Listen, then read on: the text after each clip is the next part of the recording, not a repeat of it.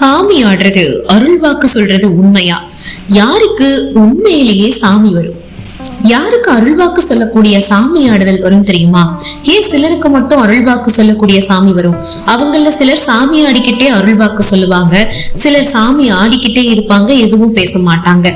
சரி, யாருக்கெல்லாம் நல்ல சக்தி கொண்ட சாமி உடல்ல ஏறும், யாருக்கு கெட்ட சக்தி உடல்ல ஏறும்? இந்த மாதிரியான சந்தேகங்களுக்கு இப்போ நாம விடை தேடி போறோம். வாங்க சொந்தங்களே, அனைவருக்கும் அன்பு வணக்கங்கள். ஒரு நாணயத்துக்கு எப்படி ரெண்டு பக்கம் இருக்கோ, இந்த உலகத்துல நம்பிக்கையின்மை அப்படின்னு ரெண்டு முக்கிய விஷயங்கள் பரவி கிடக்குது. சாமி இருக்கிறாங்களா இல்லையா அப்படின்ற தேடல்ல நிறைய பேர் பல்வேறு கருத்துக்களை சொல்லிட்டு வராங்க. எப்படி இறைவனை உணர்வது அப்படின்னு பலர் விளக்கியும் இருக்காங்க. நாத்திகவாதிகளோ இறைவன் இருக்கிறான் அப்படின்றதும் இறை நம்பிக்கையும் பொய் அப்படின்னு வாதிடுறாங்க. இருந்தாலும் இந்த உலகத்துல நம்மையும் விட, நாம் நினைக்கிறத விட சக்தி வாய்ந்த ஒரு விஷயம் இருக்கதான் செய்யுது இல்லையா? அதையே இறைவன் நம்பக்கூடிய இறை நம்பிக்கை உள்ளவர்களே அதிகமான பேர் நம்புறாங்க. மிக மிக குறைந்தளவு மக்கள் தான் இறை நம்பிக்கையற்றவர்களா இருக்கிறாங்க.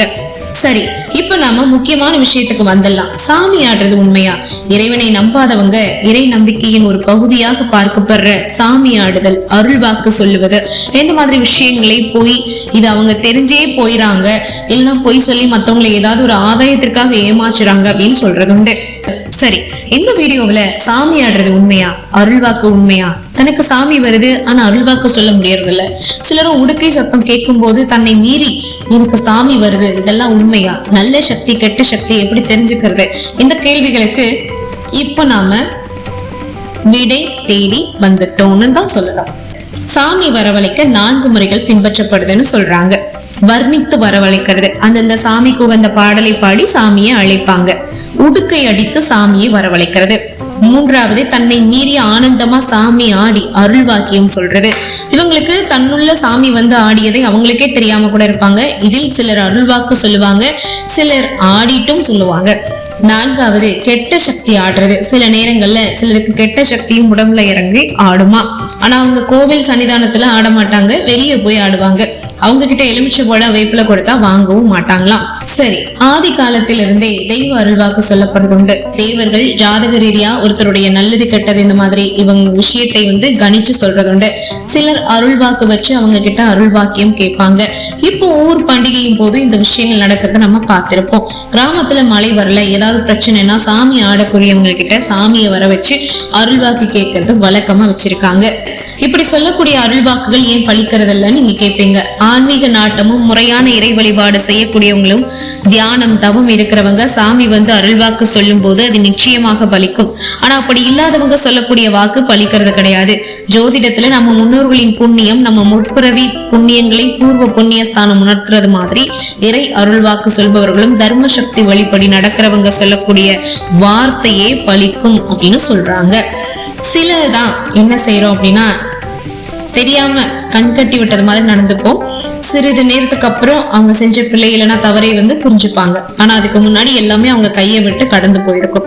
சிலர் வசியம் பண்ணுவாங்க, மாந்திரிகம் பண்ணுவாங்க, ஒருத்தர் தன் கட்டுப்பாட்டுல கொண்டு வரணும், இல்லைன்னா அவங்களுக்கு கெடுதல் செய்யணும் அப்படின்னு சில விஷயங்களை செய்வாங்க. யார் ஒருத்தர் நல்லனவை செய்கிறாரோ அவருக்கு தான் நல்லதே நடக்கும். ஒருத்தர் அருள் வாக்கு சொல்லணும் அப்படின்னாலும், ஜாதகம் படிக்கணும் அப்படின்னாலும் அவருக்கு தெய்வத்தின் அருள் இருந்தா மட்டும்தான் அது நடக்கும்னு சொல்றாங்க. சரி, பொய்யா சாமி ஆடுறது எப்படி? ஜாதக பலன் சொல்றவங்க கிட்ட தன் கஷ்டம் தீரணும் அப்படின்றதுக்காக நிறைய பேர் அவங்க கிட்ட வந்து தன் ஜாதகத்தை காண்பிச்சு பரிகாரம் கேட்போம் இல்லையா? அவங்களுக்கு மேலும் பயத்தையும் கஷ்டத்தையும் தருவது மாதிரி நிறைய பேர் சொல்லுவாங்க, பலன் சொல்லுவாங்க. சிலர் உண்மையாவே சாமி வரலனாலும் அவங்க மேல சாமி வந்தது மாதிரி ஆடுவாங்க. தன் மீது மரியாதை வரணும் அப்படின்றதுக்காக அப்படி நடந்துக்கிறவங்களும் உண்டு.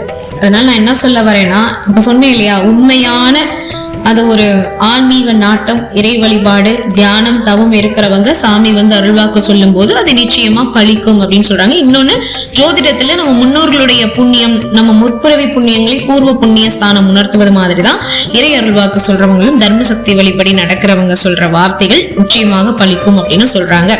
இந்த மாதிரி விஷயங்கள் உங்க வாழ்க்கையில் நடந்திருந்தா, நீங்க பார்த்திருந்தா, நீங்க அனுபவிச்சிருந்தா மறக்காம கமெண்ட் பாக்ஸ்ல சொல்லுங்க.